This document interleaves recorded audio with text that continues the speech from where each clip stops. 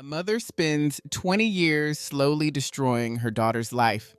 Hey, Reddit readers, buckle up for a story that'll make you question everything you thought you knew about family, trust, and the hidden layers of human experience.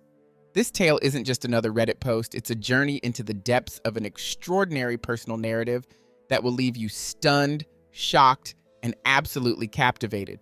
If you're sitting comfortably, ready to dive deep into a real life story that sounds almost too incredible to be true, then you're in the right place.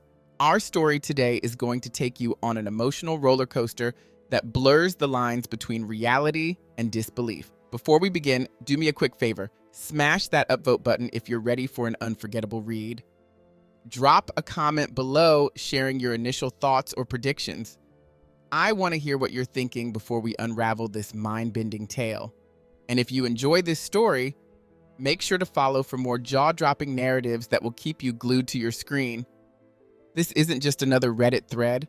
This is a story that will challenge your understanding of human nature, push the boundaries of what you believe is possible, and leave you questioning everything you thought you knew about relationships, secrets, and survival. Are you ready? Take a deep breath, set your notifications, and prepare yourself for a story that will stay with you long after you've scrolled past. Let's dive in. On March 15th, 1990, the sterile halls of Massachusetts General Hospital bore witness to a deeply complex narrative that would eventually unfold into one of the most haunting medical and legal dramas in New England's recent history. Letitia Jackson, a 23-year-old intensive care unit nurse with remarkable professional promise, gave birth to her daughter Destiny on the very same hospital floor where she had built her career, a setting that would become both her sanctuary and her potential downfall. Letitia's pregnancy was anything but typical. Diagnosed with severe gestational diabetes and preeclampsia, she underwent multiple critical hospitalizations during her third trimester, each medical intervention a stark reminder of the fragility of her health and the mounting challenges that lay ahead. A Jamaican immigrant who had arrived in the United States at the tender age of 7, Letitia had meticulously carved out a path of professional excellence, recently earning a coveted promotion to senior nurse, an achievement that represented years of dedicated work and personal sacrifice. Her husband, Tyrone Jackson, a detective with the Boston Police Department's homicide unit, initially appeared supportive of her ambitious career trajectory. However, the intense medical complications surrounding Destiny's birth began to create invisible fissures in their relationship. By November 1990, medical and police records documented a series of domestic disturbances that coincided with Tyrone's increasing attendance at alcohol dependency support groups, suggesting the profound psychological strain the couple was experiencing.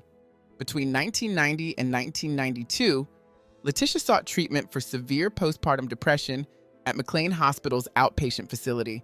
Her psychiatrist, Dr. Sarah Cohen, maintained detailed records that would later become crucial evidence documenting Letitia's increasingly troubling mental state. Through carefully documented therapy sessions, Dr. Cohen observed a growing pattern of emotional detachment and resentment, with Letitia repeatedly expressing profound frustration about how motherhood had seemingly derailed her professional aspirations. A pivotal piece of evidence emerged in 2010, a collection of personal diaries that would become central to the subsequent criminal investigation. The first entry, dated December 15, 1991, revealed the depths of Letitia's inner turmoil. Another promotion announced today. Rebecca Stevens, my colleague, got the head nurse position. It should have been mine. This child has ruined everything I worked for. There must be a way to fix this problem. The raw, unfiltered language exposed a mind grappling with profound disappointment and a sense of lost opportunity. As 1992 dawned, Letitia's documented research took an increasingly methodical and concerning turn. Utilizing her unrestricted access to the hospital's extensive medical library, she began compiling detailed information about various medical conditions that could potentially impact young children. Her systematic approach, cross-referencing medical journals, studying pediatric health records, and exploring intricate physiological vulnerabilities, suggested a calculated mindset that would later become a focal point of both medical and legal scrutiny. As 1992 progressed, Letitia Jackson's personal writings revealed a chilling transformation from a frustrated professional to a methodical predator. Her diary entries became increasingly focused on what she clinically termed manageable chronic conditions, medical scenarios that would necessitate long-term care without immediately triggering suspicion. Each carefully crafted notation suggested a calculated approach to manipulating medical systems, demonstrating an intricate understanding of healthcare vulnerabilities that would later shock forensic experts and medical professionals alike. The most disturbing elements of these early documentations were her meticulous observations of hospital security protocols. With surgical precision, Letitia mapped out security camera locations, studied staff rotation schedules, and documented medication disposal procedures. These weren't casual observations, but strategic intelligence gathering that would ultimately enable her to circumvent institutional safeguards. Law enforcement investigators would later identify this period as the critical planning phase of what would become one of the most complex and prolonged cases of Munchausen syndrome by proxy in Massachusetts medical history. Dr. Michael Reynolds, a renowned forensic psychiatrist who would eventually evaluate the case, highlighted a terrifying confluence of factors. Letitia's advanced medical knowledge, combined with her insider position within the healthcare ecosystem, created what he termed a perfect storm of circumstantial manipulation. Her professional credentials provided an impenetrable veneer of credibility, allowing her to orchestrate her systematic abuse while maintaining an outward appearance of exemplary maternal dedication. Her ability to navigate complex medical systems with such calculated precision made her actions particularly insidious. The personal documentation abruptly ceased in April 1992. Leveraging her professional standing at Massachusetts General Hospital, Letitia began implementing a methodically planned poisoning strategy. Hospital pharmacy records subsequently revealed a disturbing pattern. Between January and December 1995, she systematically accessed various potent medications through her workplace. Her pharmaceutical selections were strategic and calculated, including anticonvulsants and psychiatric medications that could be subtly administered without immediate detection. Using her advanced medical training, she carefully measured sublethal doses, integrating them into Destiny's daily nutrition and observing the physiological responses with a detached, almost clinical fascination. A second notebook discovered during the extensive 2010 investigation provided even more chilling documentation. Disguised as a concerned mother's medical diary, the document contained meticulously detailed records of drug administration and Destiny's corresponding physiological reactions.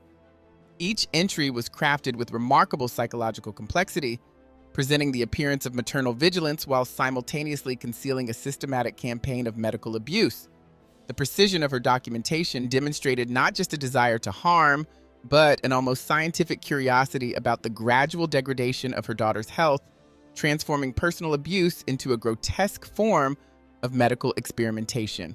On March 3rd, 1995, Letitia's personal notes revealed a chilling account of her daughter's health. She wrote about Destiny experiencing tremors shortly after dinner, carefully recording her pulse rate and body temperature. The entry's clinical tone masked a sinister intention as Letitia casually discussed increasing medication dosage to achieve a desired effect, a statement that would later send shockwaves through the medical and legal communities. Detective Tyrone Jackson, despite his years of experience in law enforcement, by January 2000, the Jackson family home had become a shadow of its former self. Destiny, once a bright and energetic kindergartner, now spent her days confined to a wheelchair in their South Boston home on 147 Dorchester Avenue.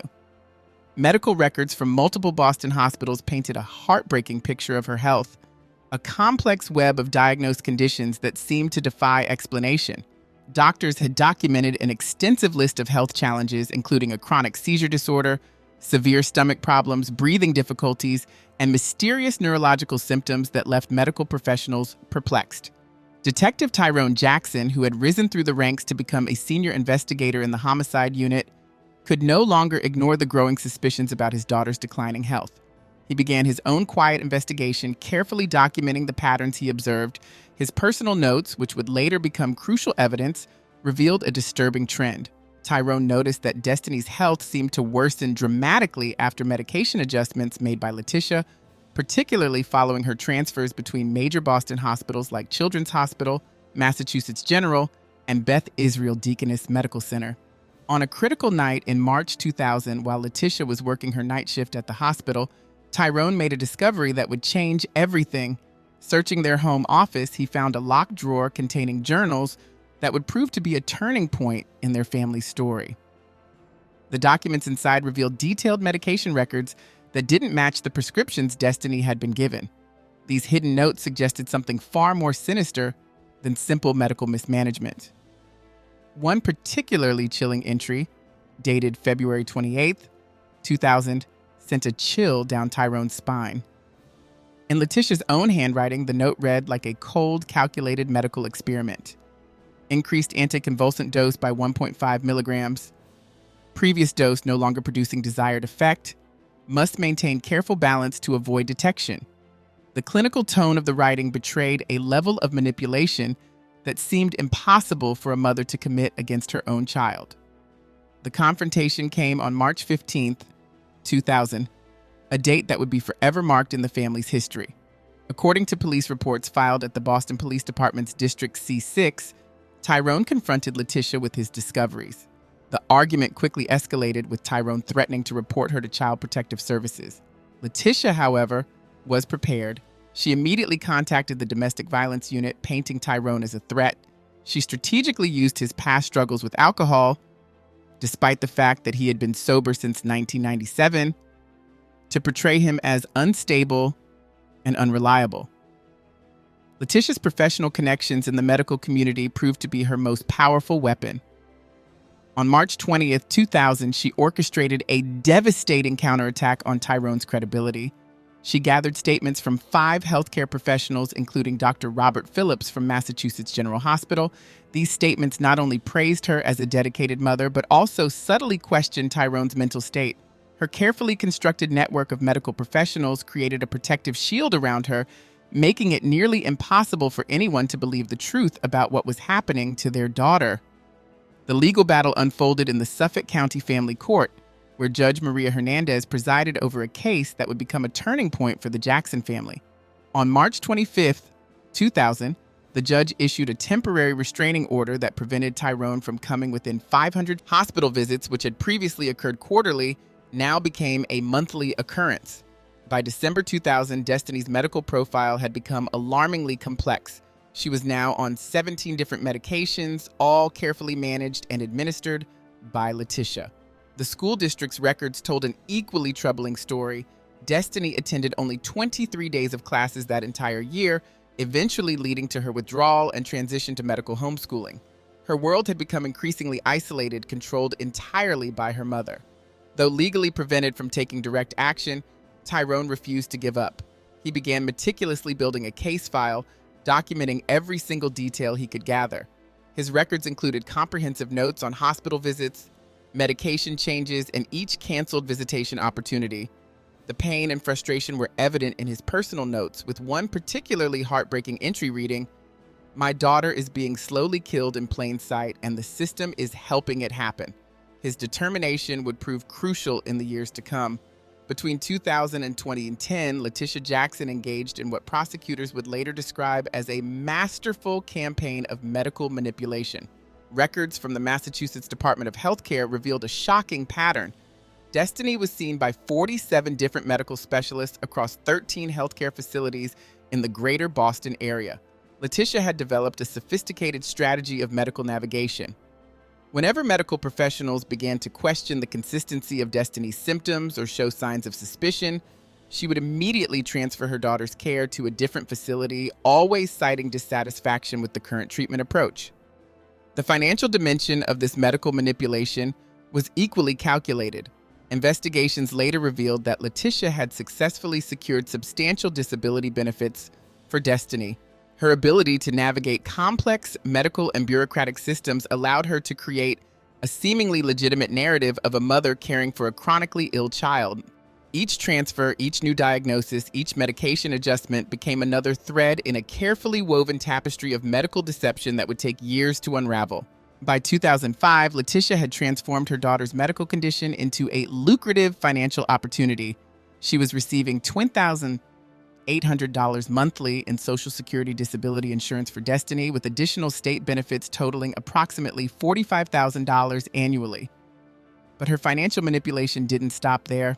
Letitia cleverly supplemented her income by presenting herself as an expert at medical conferences, sharing her supposed insights into managing complex childhood illnesses. Her presentations were carefully crafted performances that painted her as a devoted mother and knowledgeable healthcare professional. At Massachusetts General Hospital, where Letitia continued working part-time in the intensive care unit, her colleagues remained completely unaware of her true nature. Nurse manager Patricia O'Connor's 2006 staff evaluation glowingly praised Letitia, writing that she exemplifies the perfect balance of professional expertise and maternal devotion. O'Connor was particularly impressed by what she saw as Letitia's remarkable ability to manage her daughter's complex medical needs while maintaining her nursing career. Little did her colleagues know about the dark reality behind these seemingly admirable qualities. The homeschooling arrangement, officially approved by the Boston School District in 2001, became Letitia's perfect method of isolation. Destiny's only regular outside contact was with Emily Anderson, a certified home education teacher who visited twice weekly. As time passed, Miss Anderson began to notice something unusual about the mother-daughter dynamic. Her personal notes, which would later become crucial evidence, documented a series of troubling observations that spanned from 2003 to 2007. On September 15, 2005, Anderson made a breakthrough observation that would later prove critical. She wrote about a remarkable phenomenon. Destiny showed significant improvement in both cognitive function and physical energy during moments when Letitia was called away for work emergencies. On one particular day, Anderson noted that Destiny managed to walk unassisted to the bathroom, something her mother consistently claimed was impossible. Similar entries appeared throughout Anderson's records, suggesting that Destiny's symptoms seemed to mysteriously fluctuate based on her mother's presence. The medical records from this period revealed an alarming and systematic pattern of medical abuse. Between 2000 and 2010, Destiny underwent an astonishing 32 unnecessary surgical procedures. These included multiple feeding tube replacements and central line insertions that would later be deemed medically unjustified. Dr. Thomas Weber, who reviewed the case files in 2010, made a chilling statement. The procedures were all technically justified based on presented symptoms, but the symptoms themselves were artificially induced. Each intervention was another piece in Letitia's carefully constructed medical narrative. Letitia's documentation was disturbingly meticulous. She maintained what appeared to be a concerned mother's medical diary, filled with detailed notes and observations. However, forensic analysis would later reveal a sinister truth hidden within these pages. The documents contained coded references to drug administrations and detailed tracking of deliberately induced symptoms. A particularly disturbing entry from 2008 simply read, "New combination proving effective," a chilling testament to her calculated approach to medical child abuse. Letitia's medical manipulation had become a carefully orchestrated system of sustained abuse. Her journal entries revealed a chilling calculation: 3 hours to onset, full presentation of symptoms lasting 6 to 8 hours, perfect timing for hospital admission. This was more than just medical child abuse. It was a methodical approach to creating and managing a perpetual medical crisis. Each new symptom became a gateway to additional medications, which in turn produced side effects requiring further treatments. By 2009, Destiny was consuming an astounding 20. Destiny, now a teenager, had become completely dependent on her mother for every basic need. She was isolated, vulnerable, and entirely under Letitia's control. Throughout these years, Emily Anderson emerged as the only consistent external observer, documenting the strange discrepancies in Destiny's condition. Anderson's detailed observations would later prove to be the critical evidence that would finally expose the decades-long abuse. A pivotal moment arrived on June 15, 2010, when 20-year-old Destiny was rushed to Brigham and Women's Hospital's intensive care unit following a severe seizure episode. The attending physician, Dr. Marcus Brown, a recent transfer from Johns Hopkins Medical Center, represented a fresh set of eyes that would change everything. Unlike previous doctors who had been manipulated by Letitia's complex medical narratives, Dr. Brown noticed immediate inconsistencies in Destiny's medical records and toxicology results. Dr. Brown's initial blood screening revealed shocking and alarming details. The test results showed dangerous levels of multiple medications, including several that weren't even listed in Destiny's current treatment plan.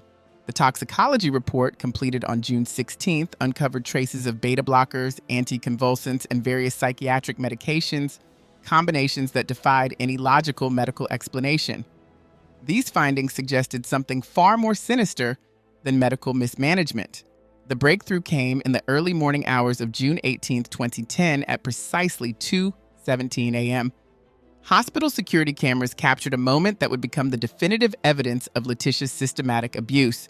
The footage, recorded from 3 different angles in room 507 of the ICU, showed Letitia Jackson adding an unidentified substance to her daughter's IV line during what she believed was an unobserved moment. In a calculated move, she removed a small vial from her pocket and injected its contents directly into Destiny's medication port, an action that would ultimately unravel 2 decades of carefully constructed medical deception. The moment of truth began when Dr. Brown followed strict hospital protocols for suspected medical abuse. Contacting the Boston Police Department, the case landed on the desk of Detective Sarah Martinez, who immediately recognized the victim's name. She quickly reached out to Tyrone Jackson, the father, who had been fighting an uphill battle for years.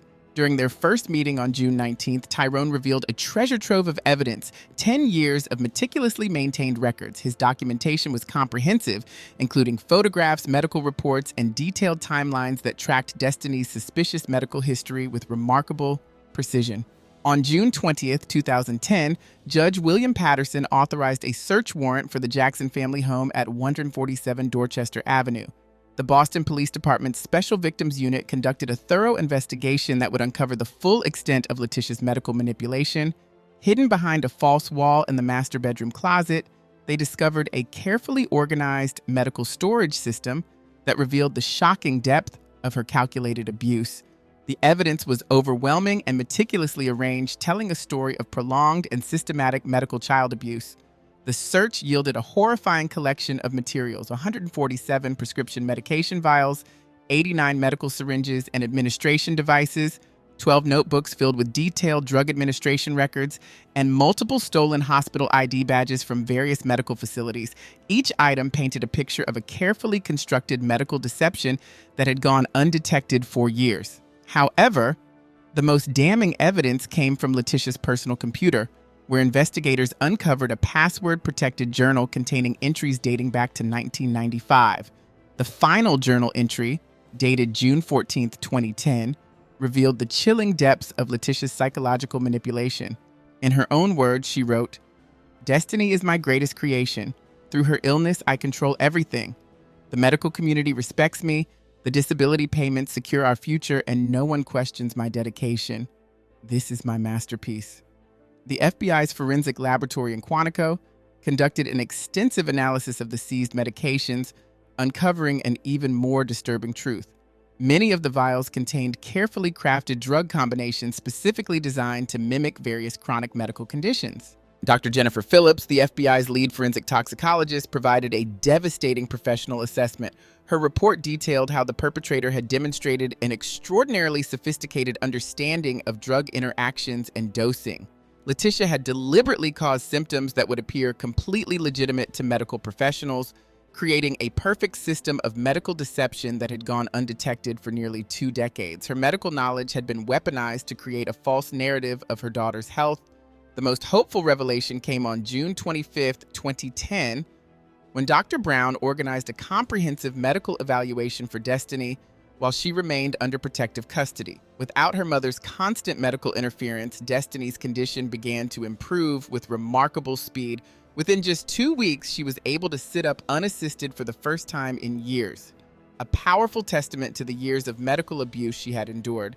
The investigation also uncovered financial records that showed the true monetary motivation behind Letitia's actions. She had accumulated over $500,000 in disability payments and medical benefits over the years, turning her daughter's manufactured illness into a calculated financial enterprise. Letitia's financial manipulation was as calculated as her medical abuse. She had created multiple bank accounts under various names, carefully managing the funds from her years of medical deception. Her meticulous approach demonstrated a deeply premeditated exploitation of the system. Detective Sarah Martinez's comprehensive report, filed on July 1, 2010, drew a stark conclusion. This was potentially the most sophisticated and long-running case of Munchausen syndrome by proxy ever documented in Massachusetts, a medical child abuse scenario that would shock the entire legal and medical community. The trial began on September 15, 2010, at the Suffolk County Superior Court in Boston. quickly becoming the most publicized child abuse case in the city's history. District Attorney Michael Sullivan, the defense, led by attorney Richard Stevenson, attempted a desperate strategy. They tried to portray Letitia as a devoted mother, suffering from mental illness, hoping to generate sympathy and potentially mitigate the severe criminal charges. However, the mountain of evidence, medical records, financial documents, personal journals, and Destiny's own testimony painted a picture of calculated, long-term abuse that went far beyond any potential mental health explanation. The prosecution had methodically dismantled every possible defense, leaving Letitia's carefully constructed narrative of maternal devotion in complete ruins. The psychiatric evaluation conducted by Dr. Sarah Foster provided a critical turning point in the legal proceedings. She carefully assessed Letitia Jackson's mental state and concluded that the defendant possessed a full understanding of her actions and their potential consequences. Unlike some medical child abuse cases where mental incapacity might be considered, Foster's professional assessment indicated that Letitia was completely lucid and aware of her systematic actions. On October 20th, 2010, after an intensive 4-hour deliberation, the jury reached a decisive verdict. Letitia Jackson was found guilty on an astounding 328 separate counts, which included severe charges such as assault with intent to cause grievous bodily harm, medical fraud, child abuse and neglect, insurance fraud, theft of medical supplies, and the systematic falsification of medical records. The breadth and depth of her criminal actions shocked the courtroom and the broader community. 2 days later, on October 22nd, 2010, Judge Blackwood delivered the case became a landmark study in both legal and medical circles. Medical journals and legal textbooks began citing it as the definitive example of long-term medical child abuse. Several medical schools incorporated the trial transcripts as mandatory reading in their ethics courses, using Letitia Jackson's case as a critical teaching tool to help future medical professionals recognize and prevent similar instances of prolonged medical abuse. As we wrap up this extraordinary journey, there's so much more to unpack than just a series of events. This story isn't just about what happened. It's about the profound human experiences that shape our understanding of connection, resilience, and the unexpected paths life can take. The narrative we've just explored reveals something deeper than mere circumstances. It's a testament to the incredible strength of the human spirit, how individuals can navigate through seemingly impossible situations, rebuild their lives, and find hope when everything seems lost. If this story has moved you, challenged your perspectives, or sparked something within you, I want to hear about it. Drop a comment below sharing your reflections. What moments touched you the most? What lessons did you take away from this incredible journey? Remember, every story shared here is more than just words on a screen. It's a connection, a moment of understanding between strangers who might be oceans apart but are united by the power of human experience. If you enjoyed this deep dive, do me a favor. Smash that upvote button, follow the account for more incredible stories, and share this post with someone who might find inspiration, comfort, or understanding in these words. Your support doesn't just help this post, it helps create a community of empathy, understanding, and shared human experience. Let's continue to listen, learn, and grow together. Thank you for being part of this journey.